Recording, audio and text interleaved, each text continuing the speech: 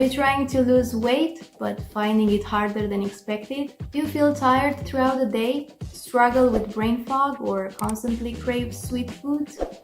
Maybe you feel like you need to eat all the time. If any of that sounds familiar, chances are you're dealing with unstable glucose levels. Don't worry, you're not alone. I was right there too, feeling exhausted and reaching for something sweet more often than I wanted.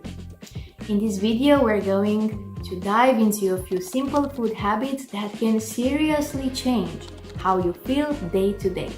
These hacks can help you feel more energized, less hungry, in a better mood, and make fat loss feel more manageable than before. Before we jump in, I want to introduce someone who inspired a little bit this video, which is Jessie Inchospe, better known as the Glucose Goddess. She is a biochemist and the author of Glucose Revolution. After reading and studying her work, I decided to put several of her ideas to test myself. Over the course of a week, I tested 4 different hacks by eating the same meals in different ways and removing sweets or making them an exception out of curiosity to see how my body responded. I also ate the same sugary foods, making some exception for the holidays, and at the end I combined all the hacks into one ultimate meal to see how much of a difference they could make together.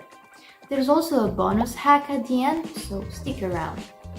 First, let's quickly talk about glucose and why it matters. Glucose is a type of sugar that your body uses for energy. Most of it comes from carbohydrates. After you eat, glucose enters your bloodstream. When too much enters too quickly, your energy rises fast and then crashes just as hard. That crash is what makes you feel tired, foggy, and hungry again soon after eating. Over time, repeating this cycle can lead to constant cravings, weight gain, and more serious health issues besides a non-productive routine. That's why keeping glucose levels stable is important for everyone, not just for people with diabetes. Fewer spikes mean steadier energy, fewer cravings, and better overall health. Now let's get into the hacks. The first hack is eating your food in the right order. I do like to start my day with lukewarm water to start the digestion, then start your morning with eggs. I do fried, some raw cheese, and currently I drink a small coffee a day in which I add a lot of milk. Thankfully, now we have access to raw milk from Village Ladies. Ideally is to avoid carbs now. If you really want some, maybe a slice of bread, but homemade or sourdough, not the store-bought bread from the store with dirty ingredients. If you feel like it is not enough and still have room for more, then I would eat some red meat or some mini steaks. This should easily keep you energized until lunch. If you do want to snack on something, I would do blueberries. Blueberries are among the lowest GI fruits, which means that they have minimal impact on your blood sugar. When carbs are eaten first, they break down quickly and enter bloodstream. Eating protein first slows this process down. While the meal might not taste quite as a hamburger, it actually becomes very exciting when eating this way because of the effects on energy and hunger afterward. It's gonna be very noticeable. The key takeaway here is to experiment with flavors and preparation so each part of the meal is still enjoyable. Enough salt on the eggs, high-fat milk. I would skip adding sugar into the coffee. The second hack is vinegar. Any type works. Apple cider, balsamic, red wine, or white wine vinegar. Vinegar helps slow down how quickly food turns into sugar and can reduce cravings and hunger afterward. I tested this before having something sweet, and the difference in how I felt afterward was huge.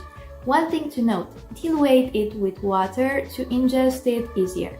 Even if you forget to take it before eating, it can still help if taken shortly afterward. It's not something as needed when the diet is whole ingredient based, but is a nice thing to do if you want to maximize results. The third hack is adding a green starter. Instead of rearranging your meal, you add a small fiber-based dish before eating, like a cucumber or cooked vegetables. The idea is to eat fiber first, but it's often more practical, especially when eating out. I found these made meals more satisfying overall, and I felt fuller sooner. This works especially well for meals like pizza, pasta, or restaurant food, where eating in a strict order isn't always possible. The fourth hack is the most important in my opinion and is actually related to the old way of living, where the foundation of society was blue-collar jobs, and the white-collar jobs were not as popular. Movement after eating. This one is simple, free, and brings so many healthy benefits from physical to mental improvements. If you eat out, take a 10-minute walk to use all that energy from the meal. Moving your body helps use the energy from your meal right away instead of letting it linger. You don't need an intense workout. Walking light, cleaning, or a few bodyweight exercises all count. Even short movement sessions made a noticeable difference in how sluggish or energized I felt afterward. Sitting still after a big meal almost always led to that heavy, sleepy feeling. The fifth and bonus hack is saving sweet foods for dessert, and ideally, if you want to go hardcore, do desserts only once a week or once a month. Eating sugary foods on their own can lead to big energy swings, but when sweets are eaten after a balanced meal that includes fiber, protein, and fat, the impact is much gentler. This doesn't mean sweets aren't healthy, but it doesn't mean if you don't want to cut them out completely, this way of consuming them might be helpful. Timing matters. Now, carbs are tasty, we all love them, so if I plan to have a high carb meal, then I would have it around 4 p.m. when my day slows down. So in terms of energy level, and so when the crash happens, I can just allow myself for an evening walk or for some house cleaning or even a nap if possible to enjoy. Finally, I tested everything together with a low-carb meal. When I ate it the way I normally would, mixing everything together and eating quickly, I felt great, no much impact on my energy. The way I suggest it is to have lots of protein of your choice, lots of vegetables, and the carb of your choice to not be more than 30%. The next day, I used all the hacks: vinegar beforehand, a cream starter, eating fiber first and moving afterward. The difference in how I felt was clear. The more hacks I combined, the better the outcome, but even more made a difference. One last thing worth mentioning is how fast you eat. Eating too quickly can undo a lot of these benefits. Slowing down gives your body time to process food properly and respond more smoothly. If I had to pick the most impactful change for me personally, it was prioritizing protein first throughout eating in order to have less room for carbs. This way I felt more energized throughout the day. Everyone's body is different, so the best approach is to experiment and pay attention to how you feel. I hope this helped you as much as it helped me. If you decide to try any of these hacks, let me know which one is your favorite and which one worked for you. Thanks for watching, and remember to appreciate the food we get to enjoy every day. Hidden under this cloth are the only 18 groceries items we buy almost every single week. That's a big claim, I know, but if you want to eat well, stay healthy, and actually control your food spending, you'll want to see what's underneath. So let's get into it. These aren't specific brands, but 18 core items or categories that together are enough for a healthy, nutritious, balanced diet. Why am I doing it? Because last week I shared a video on anti-inflammatory foods, and this is the natural follow-up. What that actually looks like when you're standing in a grocery store. I want to show you how simple shopping can be when you focus only on what truly matters. Modern supermarkets are designed to make us buy more than we need. The average grocery stores carry around 30,000 products, and even more than this in the US. Most of it is unnecessary. The result? Overspending, overeating, and throwing away huge amounts of food every year. A quick note before I start, the list isn't rigid. Depending on where we live, we buy and we don't buy certain foods. For example, in the US, we often buy wild Alaskan salmon. I feel like we have it maybe 4 times a week. In Romania, we love a specific Greek-style yogurt that we just consume daily. And in Georgia, we buy matoni, a local yogurt, and lebne, which is a Turkish Syrian type of yogurt that, yeah, we just consume daily here too. If you have food intolerances or specific dietary needs, your list will look a little different, and that's fine. Also, we do use other ingredients, but not weekly, so they're not included here. Think of this as a foundation, not a rule book. I actually encourage you to adjust it. Tell me in the comments what you'd keep, what you'd remove, and what you'd swap up. The list, we build it like a meal. I'll start with olive oil. You need a cooking fat, and olive oil is our go-to. It's versatile, heart-healthy, and works for everything from salads to sautéing. Just be mindful of heat, it burns more easily than other seed oils. Garlic and onions are non-negotiable. Almost every meal we cook starts with these two. They're so essential that I separate them from the rest of the vegetables. Each week we choose one main protein, lamb, beef, or chicken. This time it's gonna be frozen fish. Lamb is incredible, versatile, roasted, baked, or pan-fried, and one piece can stretch across multiple meals. Same with fish, we can fry, bake, and use the heads for soup. We buy ours from local farmers when possible, and strongly recommend choosing organic if you can. We also use beef mince regularly. It's still one of the most flexible ingredients you can buy. Burgers, soups, pasta, sauces, tacos, it just works well. We avoid pork simply because we don't feel it gives much value. Lentils or beans, pick one each week. These are fantastic for stretching meat, building soups and stews, or making simple vegetarian meals. They're high in protein and fiber, inexpensive, and incredibly filling. Canned or dried can work. If this is helpful so far, liking the video or subscribing really supports the channel. Eggs. No explanation really needed for it. It's affordable, nutritious, and endlessly useful. Salt. If you strip everything back, salt is the only seasoning you truly need on a weekly basis. Herbs and spices are great, but they are not weekly purchases. Water, bottled or filtered, or even packed with stickers from the kids. We actually buy our water. It's something we drink and cook with every single day. Soups, rice, pasta, bread. So for us, it makes sense to treat it like a real ingredient. Tap water often contains chlorine, mineral buildup, or residue from old pipes. It's usually safe, but we'd rather keep unnecessary stuff out when it's the central of our diet. If you don't buy water, a simple step like boiling tap water can help reduce some of that and improve the taste. It's not about being extreme, just about making the small upgrade to something you use constantly. Vegetables and plant foods. Fresh vegetables. I group these together intentionally. The specific vegetables don't matter as much as actually buying and using them. We always have carrots and potatoes and work in almost anything. Frozen vegetables. It's a life savior. They're always available, nutritious, and easy to add in the meals or on the side. Here in Georgia, we don't really buy frozen because at the market they have fresh village vegetables. But when we are in the US or Romania, we can find really great options of frozen vegetables. Now for carbs and basics, pasta, any shape works. It's affordable, filling, and endlessly adaptable. Rice. We usually use jasmine rice. It's easy to cook, versatile, and works across many cuisines.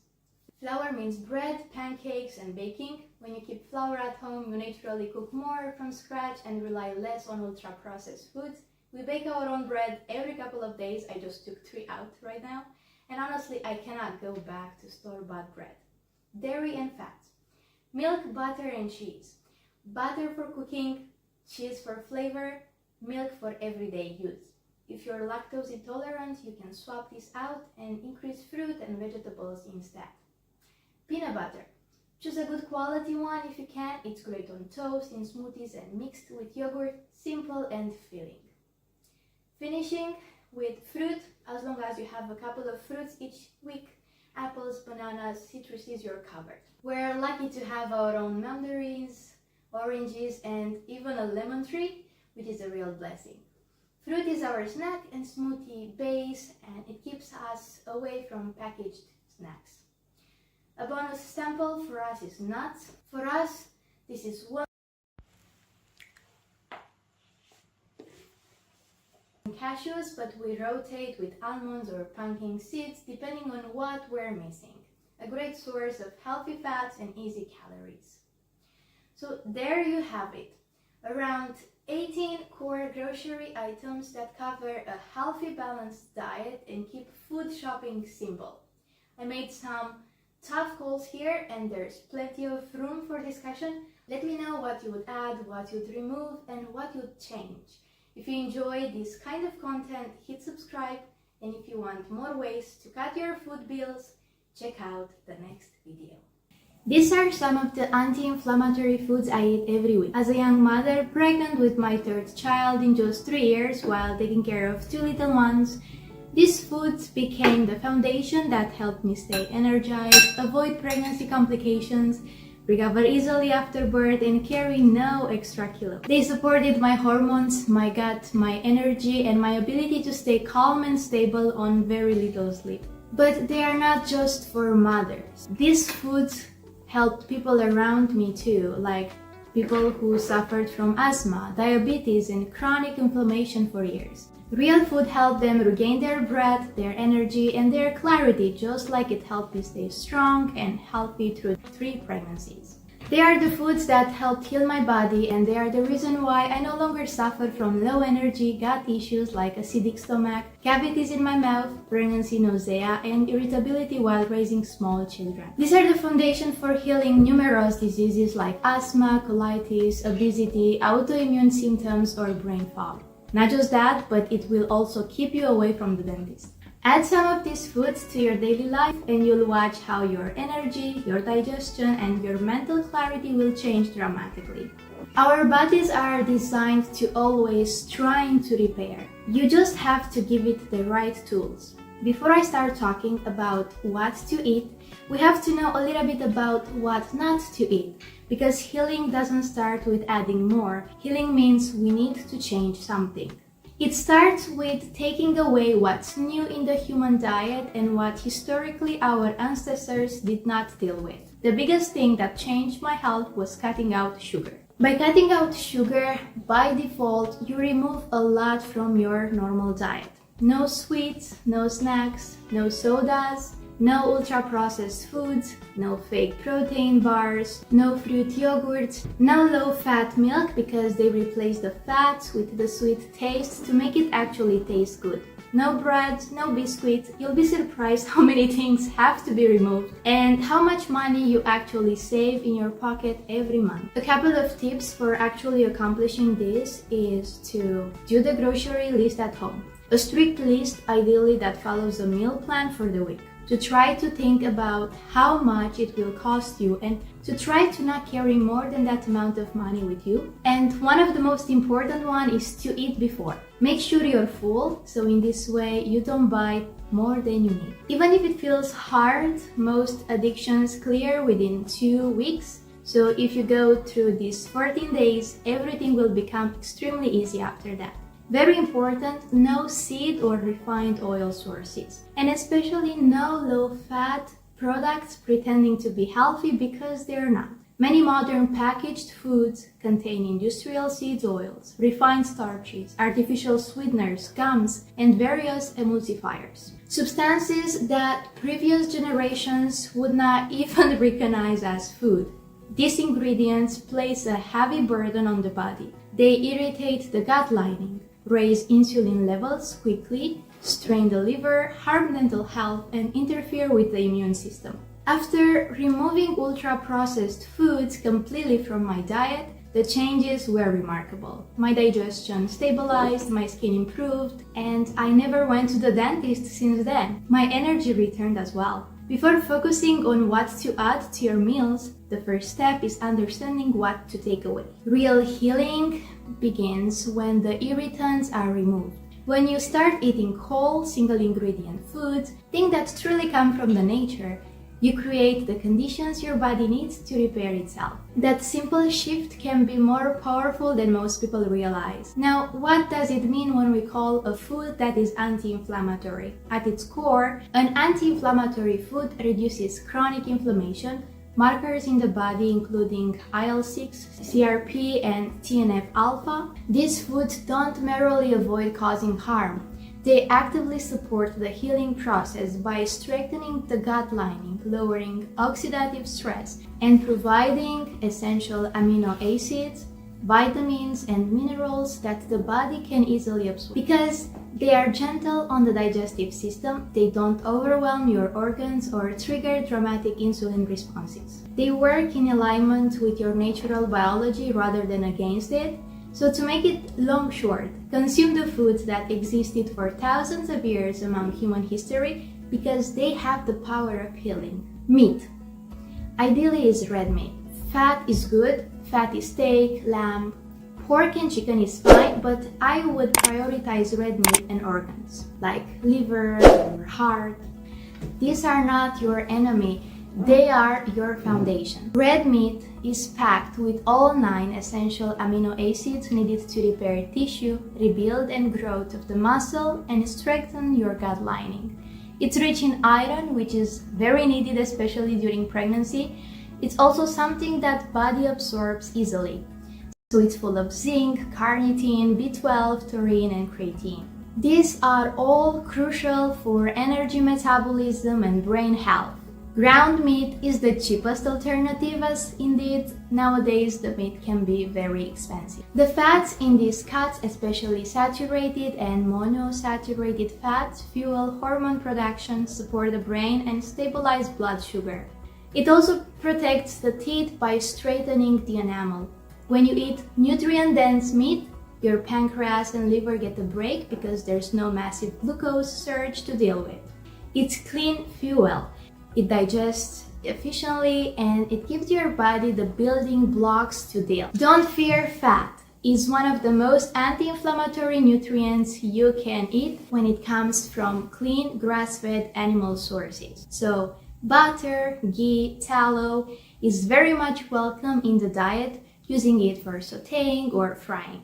Eggs are one of the most complete, affordable healing foods. They contain all 9 amino acids, healthy fats, and a wide spectrum of vitamins and minerals. They're loaded with choline for brain and liver function and lecithin for digesting fats. They also contain lutein, which protect the eyes and brain from oxidative damage. Don't fear the yolk, that's where the nutrients are. I noticed all these protein whites removing exactly the yolk, where you find nearly all of the egg's vitamins. A, D, E, K, B12, folate, and most of its minerals, iron, zinc, selenium. Vegetables. Carrot, broccoli, and cauliflower. Carrots, rich in beta-carotene, which the body converts to vitamin A, high in antioxidants that protect cells from damage, provide fiber, supporting digestion, and stable blood sugar, naturally low in calories. Broccoli, packed with vitamin C, vitamin K, folate, and fiber. It's a powerful compound linked to anti-cancer and anti-inflammatory benefits. Supports heart health and gut health, very nutrient-dense for very few calories. Cauliflower, a great source of vitamin C, vitamin K, folate, and choline, important for brain health. High in fiber, promoting good digestion, contains antioxidants and plant compounds that may lower inflammation. Salmon and fatty fish are true anti-inflammatory superheroes. They are packed with EPA and DHA omega-3s directly linked to lowering inflammation markers. They help repair cell membranes, protect the heart and brain, and improve insulin sensitivity. Wild-caught fish are high in vitamin D, selenium, iodine, and B12. When we eat salmon, we feel the benefits from it. It's pure clean energy. A couple of servings a week can dramatically change your inflammation profile. Always choose wild or line-caught fish if possible. Avocado. Avocado just does it all. It's high in monosaturated fats, mainly oleic acid, the same compound found in olive oil that lowers inflammation and supports heart and brain health. It's loaded with potassium, more than bananas, plus vitamin E, one of the strongest antioxidants for cellular protection. The fiber feeds good bacteria without spiking glucose. Garlic is one of the most powerful natural anti-inflammatories. It contains allicin, formed when garlic is crushed or chopped. Allicin acts as a natural antibiotic and antiviral. Garlic lowers blood pressure, cleans mucus, improves circulation, and modulates immune function. It even helps detox heavy metals. And it does make sense because my grandpa is 91-year-old, no health problems at all. He can run, he works hard every day on the farm, and he eats garlic every day of his life. He used to plant his own and preserve for winter among decades. Ideally, crush or slice it, let it sit for 5 to 10 minutes before cooking to activate allicin. You can also just mix with salt and a drop of vinegar and use as seasoning on fried fish, salads. Ginger, the gut's best friend. It contains gingerol, which has strong anti-inflammatory and antioxidant effects. It improves digestion, reduces nausea. It tremendously helps during pregnancy's first trimester and increases blood flow. It's especially helpful for gut issues because it helps the stomach empty more efficiently. Extra virgin olive oil is one of the most studied anti-inflammatory foods. It's rich in oleocanthal, a compound that acts like a natural ibuprofen by reducing inflammatory enzymes. It's also high in polyphenols and vitamin E, which protect cells from oxidative damage. Always choose cold-pressed olive oil in a dark bottle and avoid anything labeled light or refined. It's pretty expensive, but it does worth every penny. Including butter and tallow in your diet makes sense because they supply important fat-soluble vitamins like A, D, E, and K, which protect immunity, bone health, and hormone balance. These natural animal fats are also high stable for cooking, meaning they don't oxidize easily like many seed oils. Their nutrient density, clean energy, and ability to help your body absorb vitamins from other foods make them a practical and beneficial addition. Fruit and berries. I think it's ideal to eat the fruits that are in season because then the amount of pesticides is lower and the benefits are higher. So I'll try to eat pears and grapes during fall season and citruses during winter because this is how it's designed to exist. Now, blackberries, raspberries, blueberries, and strawberries, always organic, are great, but conventionally grown berries absorb pesticides like sponges. Berries are among the lowest GI fruits, meaning they have minimal impact on blood sugar. They are loaded with polyphenols, compounds that reduce oxidative stress, protect cells, and support blood vessels' health. They contain vitamin C, manganese, and help with collagen formation, skin repair, and immune balance. Eat them whole, not juiced or dried. For example, you cannot eat 10 oranges at once, but you can drink the juice of 10 oranges in no time. The fiber slows sugar absorption and feeds good gut bacteria.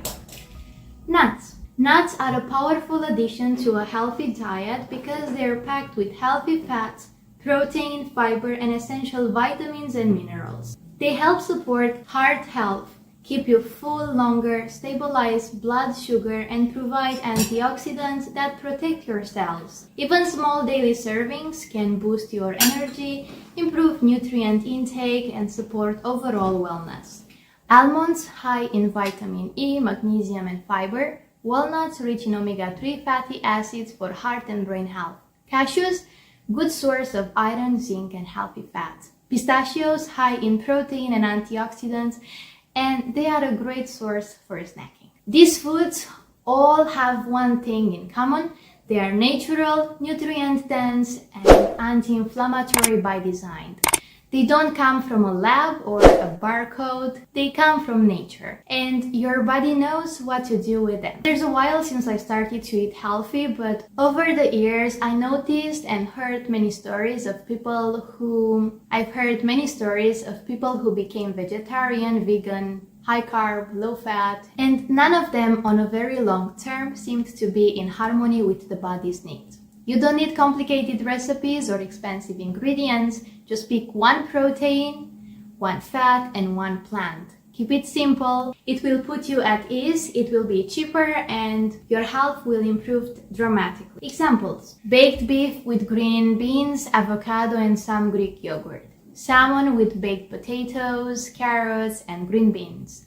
Beef chunks with corn and broccoli. Shrimp with green beans and rice. It's okay to start small, baby steps are good, so add some of these foods to your daily life and watch your energy, digestion, and mental clarity change. If this helped you, please like, subscribe, and share with someone who needs to hear it. This is Adas Bihamud, a Lebanese lentil soup that's cheap to make, ready in 30 minutes, and perfect for meal prep all week. You'll need simple ingredients, very easy to find. You might already have them all. Half an onion, 3 gold potatoes, a carrot, lemon, 2 garlic cloves, and 1 cup of brown lentils. The secret ingredient, Swiss chard, a bunch of cilantro, and for spices, olive oil, cumin, and salt. Let's start with the preparation. Cut the onion in half, peel off the skin, and chop 1/2 finely. The smaller you chop it, the better. Then set it aside. Peel the potatoes and chop them into small cubes. It's important for the potatoes to be small so the flavor melts beautifully. Make sure they're about 1 inch in size.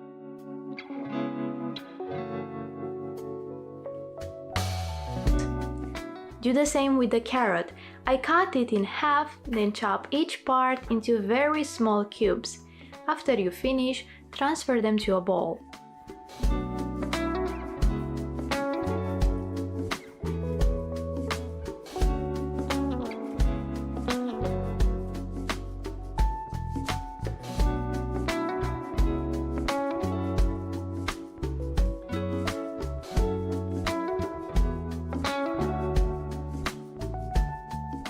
Next, chop the Swiss chard, including the pink stems.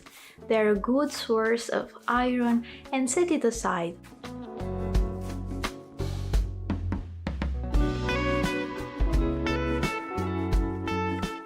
Chop the cilantro roughly and add it on top of the Swiss chard.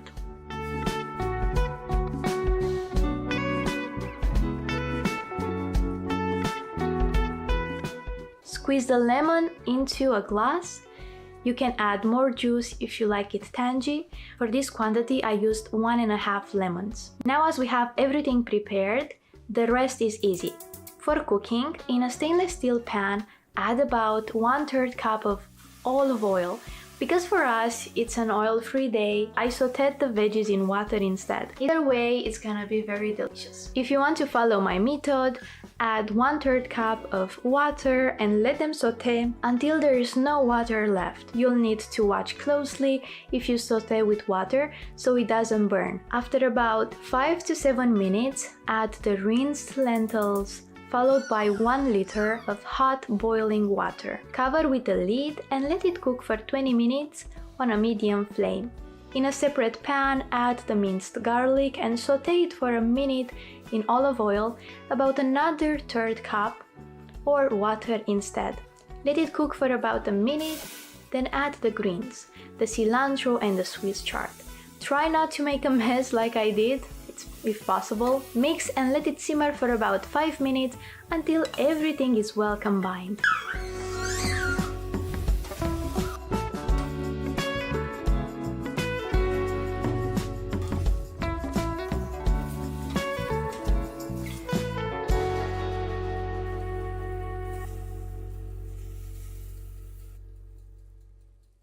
Meanwhile, the lentils should be cooked and it's time to add the greens mixture on top.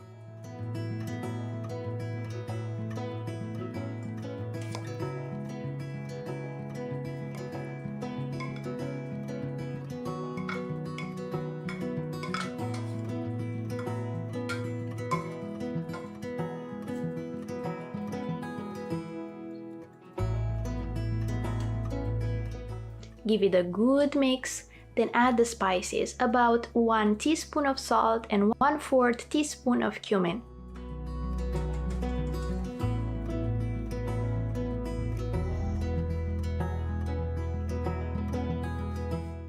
Let them blend together beautifully. I also add another cup of water just to make the soup a bit more liquidy.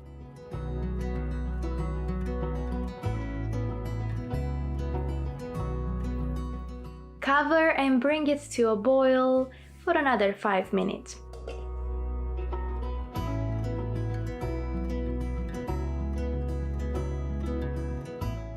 After that, add the lemon juice.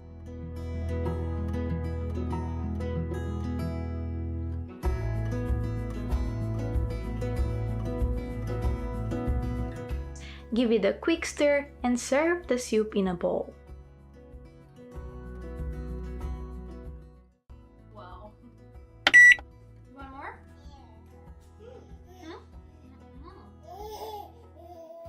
I want more too. Just lentils and some tomato sauce. And dinner or lunch is ready.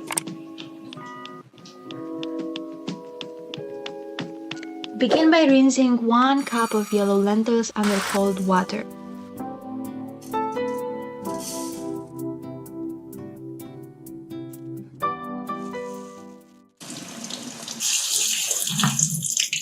Transfer them to a pan with approximately 3 cups of water, about 3 times the volume of lentils.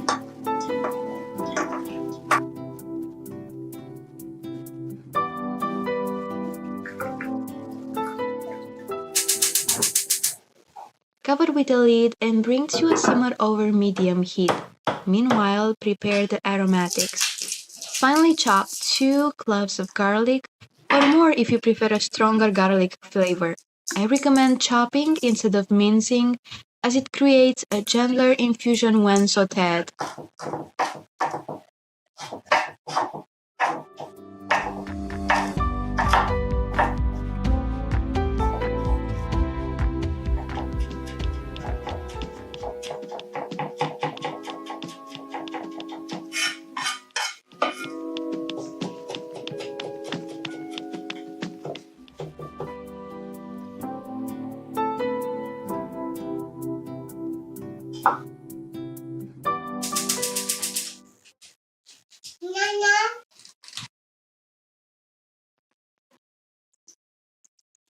Add the chopped garlic and grate in roughly a teaspoon of fresh ginger.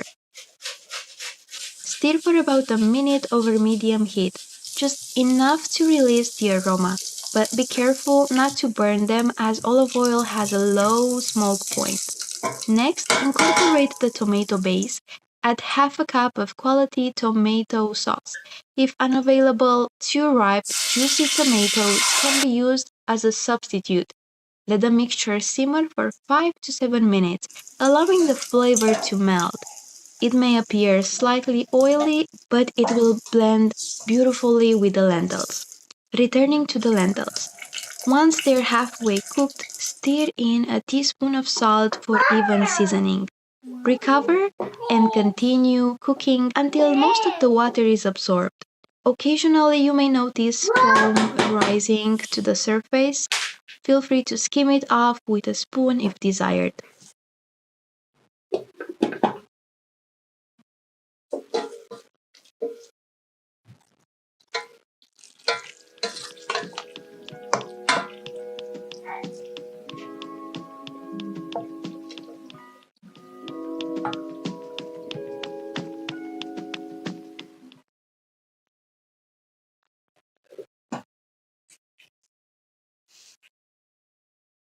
Let's do a quick test for the lentils to check if they are ready. I take on a spoon some lentils and try to mash them. As you can see, few more minutes are ideal if possible, so I just add about another half a cup of water. It's not mandatory, but I like them as tender as it can get. Give it a quick stir and let them cook for another 5 minutes or so.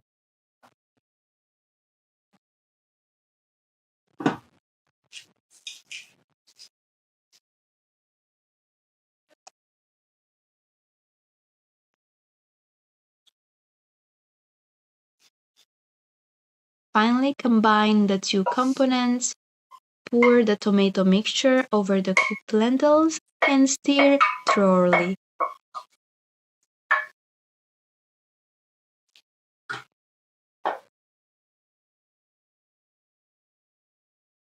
The result is a rich, aromatic dish with beautifully balanced flavors. Just make sure to add homemade pita bread. You're gonna have it on the menu every week.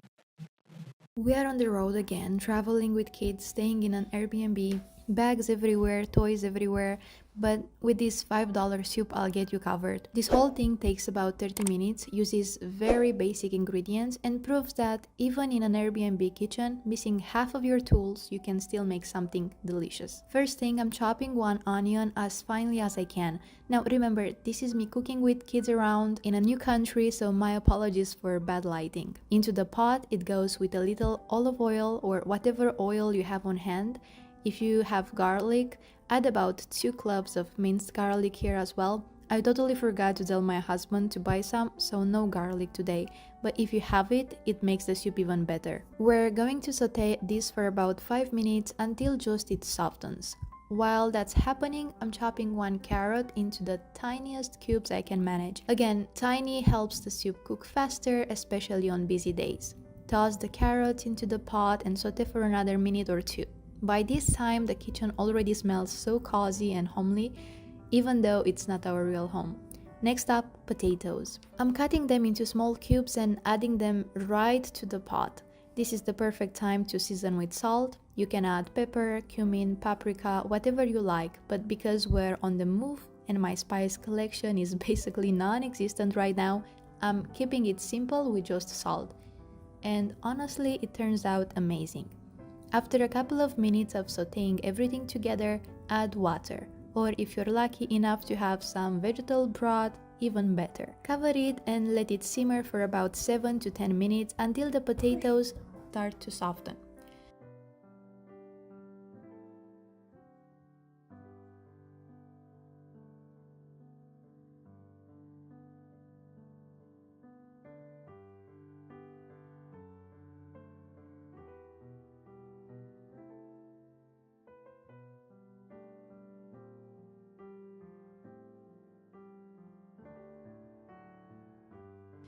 Now let's talk about peas and tomatoes. Peas go so well with tomatoes, they're like a classic combo. At first I thought I'd need 3 tomatoes, but 2 ended up being perfect. I graded mine because I wanted all that juicy tomato goodness without having to chop them. Again, cooking with limited tools. You can absolutely use canned tomatoes or tomato sauce if that's easier.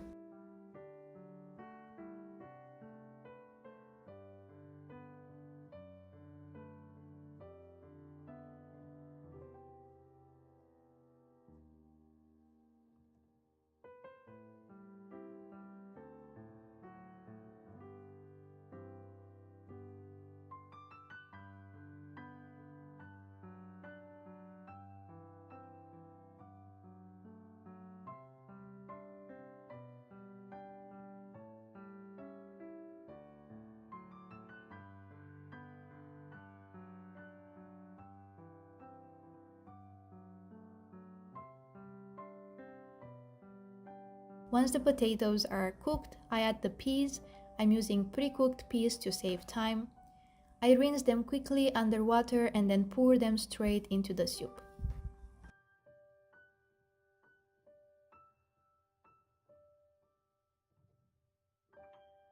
Give that a stir, bring everything back to a light boil, and then add the tomato.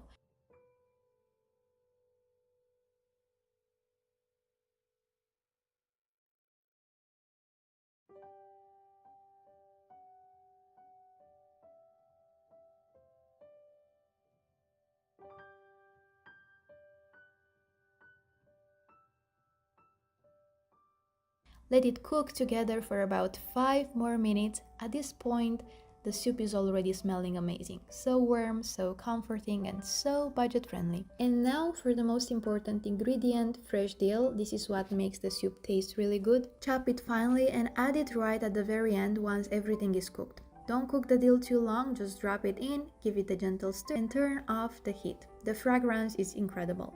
And that's it, a delicious, warming $5 soup made in an Airbnb with kids around and boxes everywhere. If I can do this in this chaos, trust me, you can do it too. If you enjoyed this quick travel-friendly recipe, don't forget to like the video, subscribe, and leave a comment telling me what easy meals you make when you're traveling on short time. Thanks for hanging out with me today. I'll see you in the next one. If you're looking for a cheap, nutritious dinner that you can easily make in an Airbnb while traveling, you absolutely need to try this simple spinach and lentil curry. It uses basic ingredients, doesn't require any fancy equipment, and comes together with almost no effort, perfect for a cozy meal on the road. Start by bringing a pot of water to a boil. Nothing complicated here, just enough water to comfortably cover your lentils. Once it's bubbling, add in your 2 cups of dried lentils. You can use red, green, or brown depending on what you find at the store. Let the lentils cook for around 20 minutes or until they're soft and tender. Give them a stir every now and then so they cook evenly. While the lentils are doing their thing, grab 1 medium white onion and chop it finely. This will add a nice base of flavor to the curry. Heat a little oil in a pan, olive oil, vegetable oil, whatever you got, and saute the onion for about 5 to 6 minutes until it turns soft. Next, add in about 3 cloves of garlic, minced or chopped, and saute that for another minute. You want the garlic to become fragrant but not burnt. Now it's time to build the flavor. Add a combination of red chili powder, ground coriander, curry powder, cumin, and a bit of turmeric. Cook the spices for about a minute to wake them up and help them release their aroma. While the spices are smelling amazing, add in a couple of chopped tomatoes. Season them right away with a pinch of salt and a little black pepper. Let them cook for about 5 minutes, stirring gently until they soften and start to break down into a thick, saucy mixture. This will become the flavorful base that ties the whole curry together. When the tomatoes are fully cooked and the lentils are soft, pour the tomato mixture into the pot of lentils. Stir everything together so the spices coat the lentils evenly. Now grab a whole box of fresh spinach. Add it straight into the pot. It may look like a lot at first, but spinach cooks down dramatically. Stir it in, and if the mixture looks too thick, add a small splash of water. Season again with a little salt and pepper, then let the curry simmer for another 5 minutes. Season again with a little salt and pepper, then let the curry simmer for another 5 to 10 minutes. This helps all the flavor blend and gives you a chance to adjust the consistency to your liking. If you want it thicker, simmer longer. If you want it thinner, add a bit more water. Once everything is soft, creamy, and beautifully combined, your spinach and lentil curry is ready to serve. For the perfect finishing touch, squeeze a bit of fresh lemon juice over the top right before eating. It brightens the whole dish and balances the spices perfectly. Serve this with some steamed rice if you have access to a pot or rice cooker, and if it happens to find fresh naan at a local bakery or market, even better. Hi friends, welcome back. With everything getting more expensive, groceries included, I wanna help you save some money but still eat healthy. So today we're gonna be making 5 budget-friendly meals that are made with simple ingredients and that have just the right balance of protein, carbs, and nutrients you need.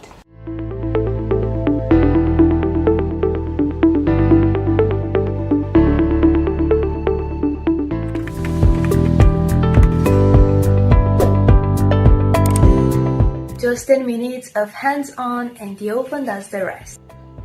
We're starting with the protein since it takes the longest to cook. I'm using 90% lean beef chunks, but feel free to use any cut of beef you prefer.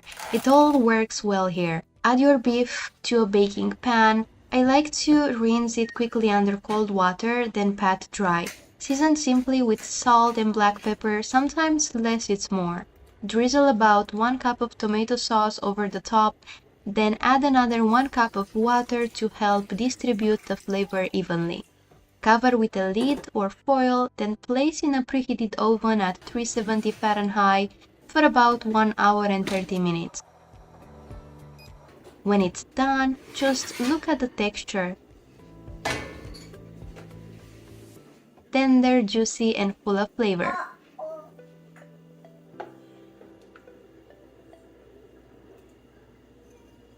While the beef is resting, let's warm up our side. In a saucepan, add a can of drained green beans and a spoon of melted butter. Cover and cook over medium heat for 3 minutes, just enough to bring out the flavor. If you prefer fresh green beans, those work too.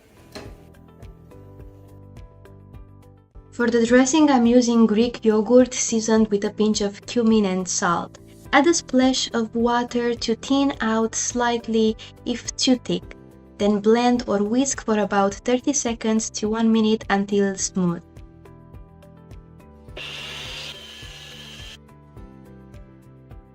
For some healthy fats, I'm adding fresh avocado slices. Let me know in the comments what you'd pair this with, and don't forget to subscribe for more.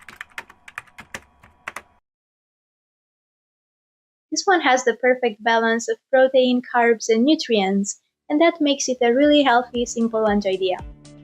We're starting off simple by thawing the salmon in warm water, since that takes the longest. This quantity will be enough for 4 servings. Next, cut the potatoes. You can pat them dry with a paper towel to remove excess starch and moisture. This helps them crisp up better in the oven.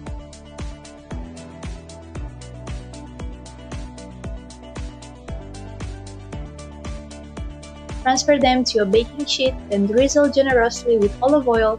I like to use my hands to make sure every piece is well coated.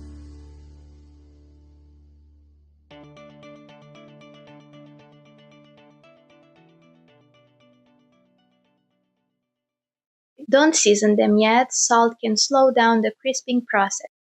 Bake them at 370 Fahrenheit for about 35 minutes. While those are in the oven, bring some water to a boil in a pot.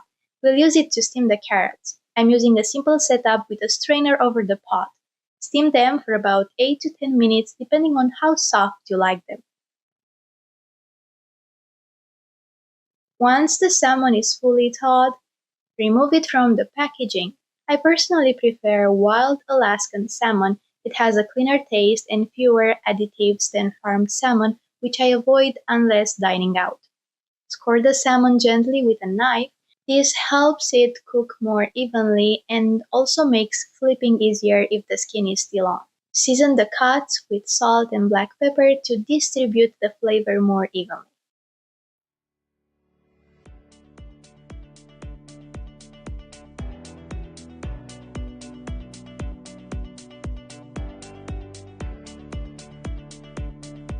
Heat some olive oil in a stainless steel pan over medium heat. Olive oil has a lower smoke point, so keep an eye on the temperature to avoid burning it. Once the oil is hot, add 2 pieces of salmon at a time. Let them cook for about 5 minutes without moving them. Patience here really pays off. Then flip and cook for another 4 minutes or until done to your liking.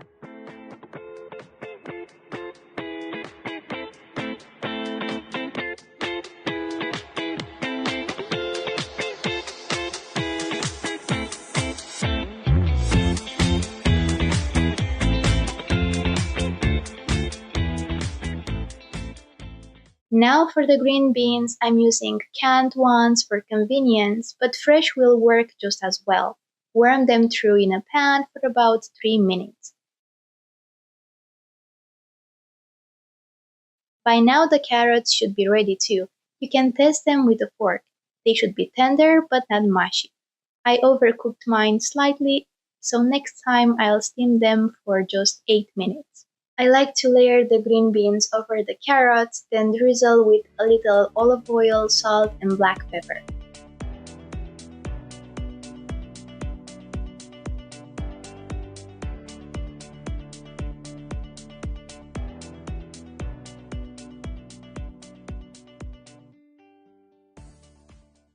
The potatoes are now beautifully roasted and ready for seasoning. Add salt and black pepper to taste. I prefer to keep it simple. And that's it. This dish is wholesome, satisfying, and makes for generous portions. Feel free to add your favorite toppings or sauces when serving.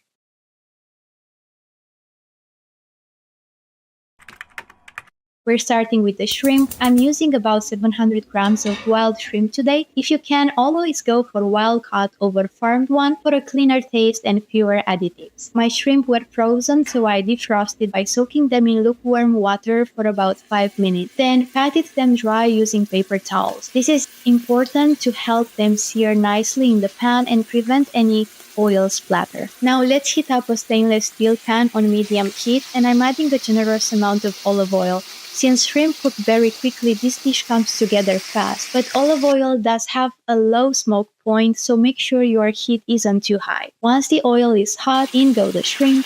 Spread them out evenly and let them cook for about 3 minutes on one side without touching them. This gives them a nice golden color. Then flip them over and cook for another 2 minutes or until they've turned a beautiful pink and have slightly curled up. Remember, shrimp are super easy to overcook, so keep an eye on them. Once they're done, remove them from the pan and place them on a plate lined with napkins or paper towels to soak up any excess oil.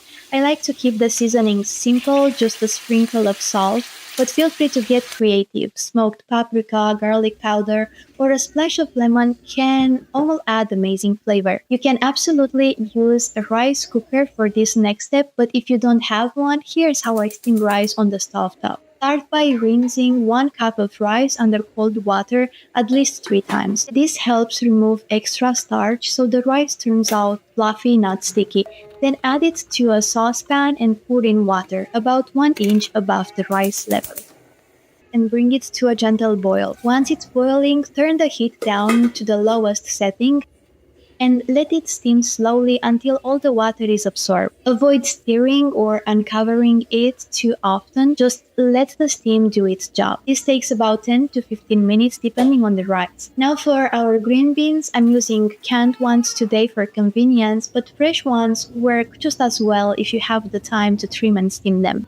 Toss them into a small pan, cover it with a lid, and let them heat up on low for about 3 to 5 minutes. Since canned greens usually come pre-seasoned with a bit of salt, I keep it simple. Sometimes just a drizzle of olive oil or a touch of butter adds a nice finish.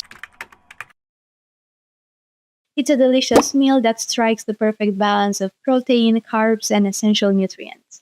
We're starting off with the beef since it takes the longest to cook. This recipe makes approximately 4 servings. I slice the beef into 1-inch thick pieces and season generously with salt and black pepper. Keeping it simple makes a difference as you can taste the natural flavors better.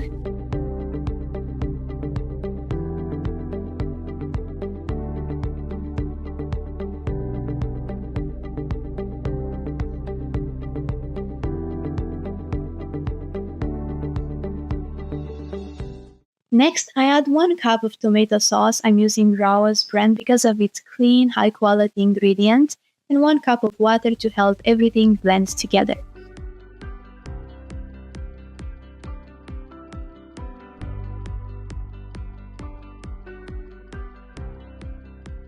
For extra flavor, I thinly slice about 3 cloves of garlic. I gently place some slices into the sauce and the rest directly on the meat. This gives it a delicious garlicky touch.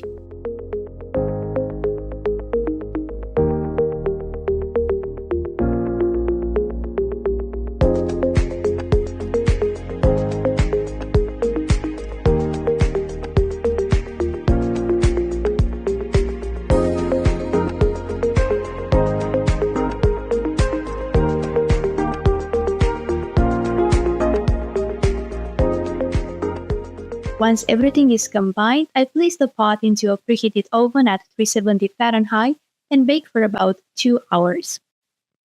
While the meat is cooking, bring a pot of water to a boil for steaming the broccoli.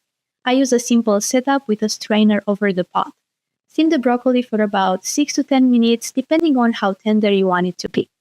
This meal is very customizable. Feel free to swap your favorite vegetables. Green beans, for example, make a great alternative. Next, I add 2 ears of corn to boiling water and let them cook for about 6 to 10 minutes. Cooking time can be different depending on the size and freshness of the corn, but 8 to 10 minutes is usually perfect for a tender bite. Once the broccoli is well done, I like to keep it simple with just a pinch of salt, but you can add your favorite seasonings.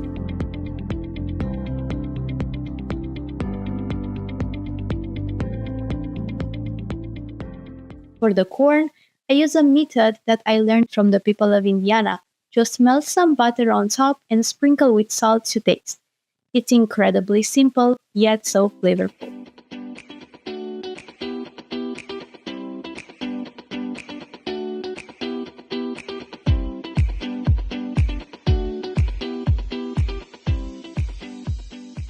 Beef is now ready, and as you can see, the tomato sauce has created a rich, flavorful base. The meat is tender, juicy, and full of taste, yet so easy to make. This meal takes under 30 minutes of active preparation and yields 4 generous portions, making it perfect for meal prep. It stores well in the refrigerator for up to 3 days. You don't need to be a chef to eat well. This dish is nourishing, easy to prepare, and absolutely satisfying. Feel free to customize it with your favorite sauces or toppings and enjoy. To begin, I heat a bit of olive oil in a stainless steel pan over medium heat. Once it's warm, I add a small amount of ghee for extra richness. Though if you don't have ghee on hand, regular butter works just as well. Into the melted fat, I add freshly minced garlic, giving it a quick stir to release its flavor and aroma. After about a minute or so, I grate in some fresh ginger. The combination of garlic and ginger creates an incredibly fragrant base that instantly fills the kitchen with an amazing smell. Now let's prepare the chicken. I'm using skinless chicken thighs, which are tender, flavorful, and cook beautifully in a pan. For seasoning, I keep it simple but bold, a sprinkle of sea salt, freshly ground black pepper, and a generous pinch of smoked paprika.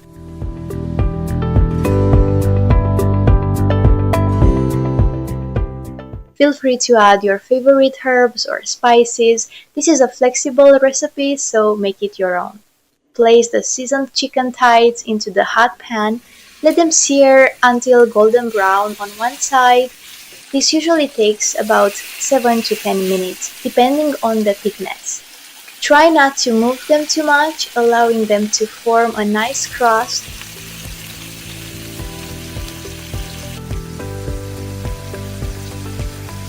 While the chicken is cooking, let's prepare a creamy yogurt-based dressing to complement the dish.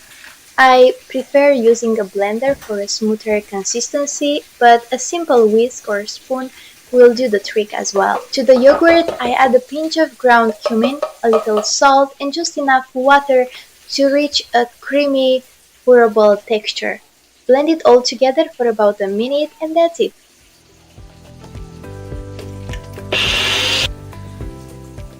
You now have a delicious tangy dressing that adds a fresh contrast to the rich chicken.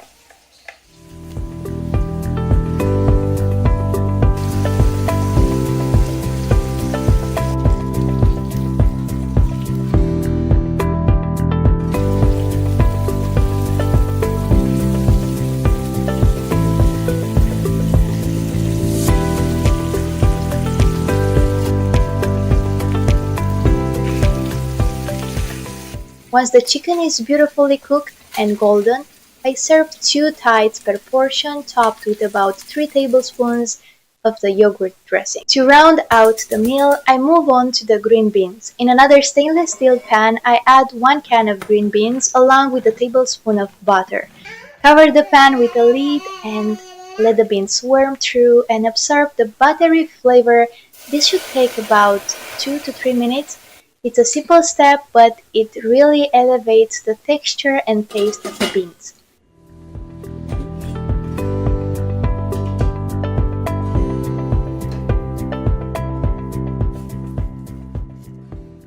For a final touch, I add a few slices of red pepper cheese and Colby Jack cheese, which melt slightly and add a savory richness to the plate. And there you have it. A quick, healthy, and delicious homemade lunch. It's nourishing, flavorful, and ready in no time.